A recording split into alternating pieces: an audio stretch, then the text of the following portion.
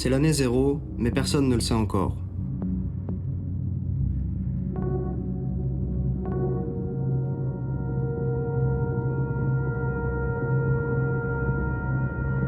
Beaucoup ont compris que quelque chose ne tournait pas rond lorsque leurs photos ont disparu des réseaux sociaux. Toutes les autres photos suivirent. Les instantanés, les souvenirs sauvegardés sur un nuage numérique, les photos d'objets en vente sur les marchés virtuels, les banques d'images, et les vidéos aussi. Certaines étaient précieuses.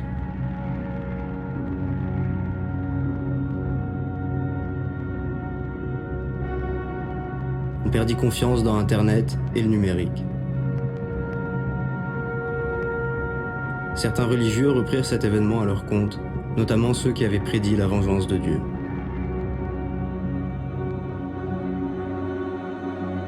La prosopagnosie correspond à une difficulté ou une incapacité à reconnaître les visages.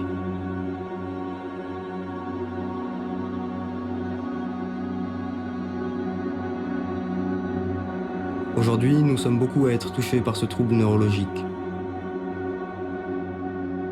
Plus de la moitié de la population occidentale a connecté sa mémoire organique à un cloud numérique. Les images de notre cerveau se vidaient de seconde en seconde sans qu'on ne puisse rien faire. J'essayais de compenser ce manque.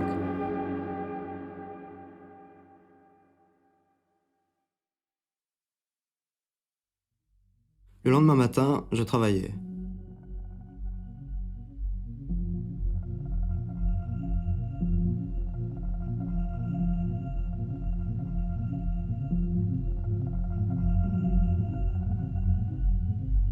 Le blackout a duré 1 heure.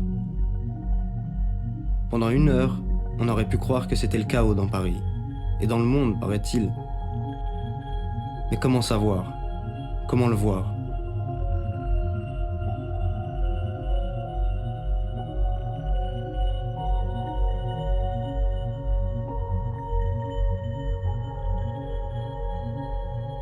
Beaucoup d'entreprises firent faillite, mais pas la nôtre.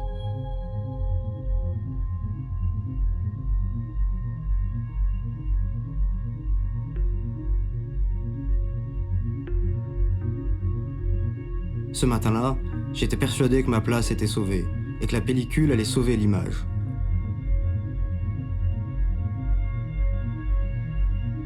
J'aurais pu profiter de l'absence de caméra pour voler ces pellicules. Mais ce matin-là, ma patronne Valérie m'en a offert.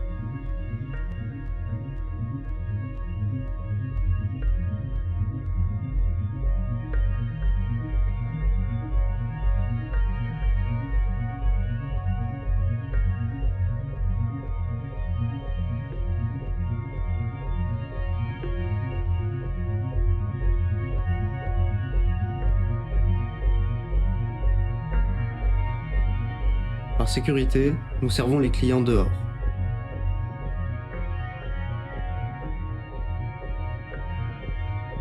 Des habitués me reconnaissent. L'un d'eux s'appelle Arsène. Je lui réponds que non, je n'ai plus aucune pellicule en stock. Il avait perdu le début de son film tourné en numérique. Valérie expliqua à Arsène qu'il était impossible de lui vendre ses dernières pellicules, mais elle gardait en stock quelque chose de dernier recours.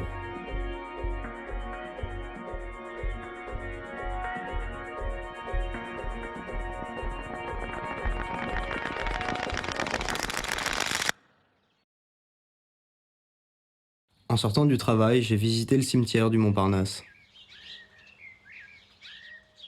Je me demandais si je connaissais des gens enterrés ici. J'imaginais des files d'attente devant les cimetières.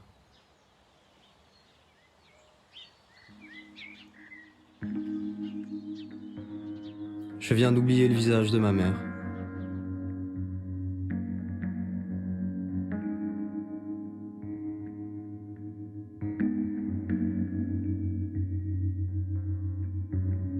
À d'autres endroits, c'est un peu la fête. On célèbre l'oubli.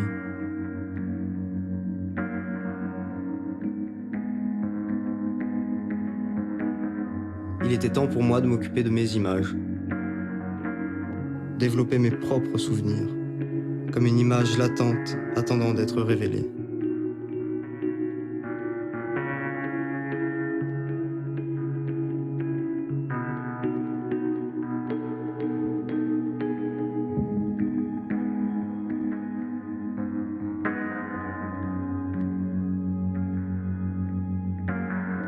J'ai emmené la jeune fille chez moi pour boire un verre d'abord.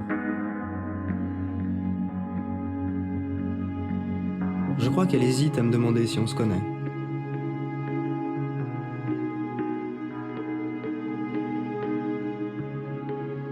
Nous avons peu discuté car elle savait que j'avais quelque chose derrière la tête.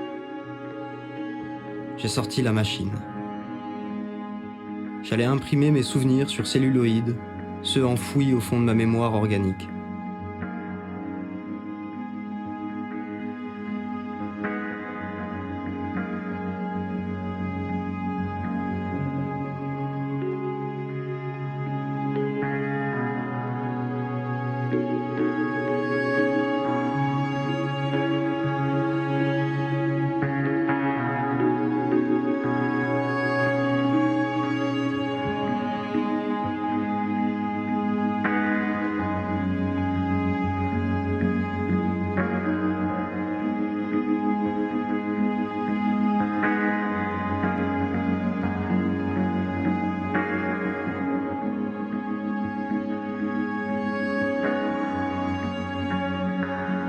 Je ne me souviens pas vraiment de la suite.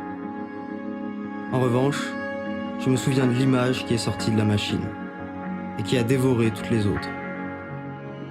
Toutes les nappes de souvenirs.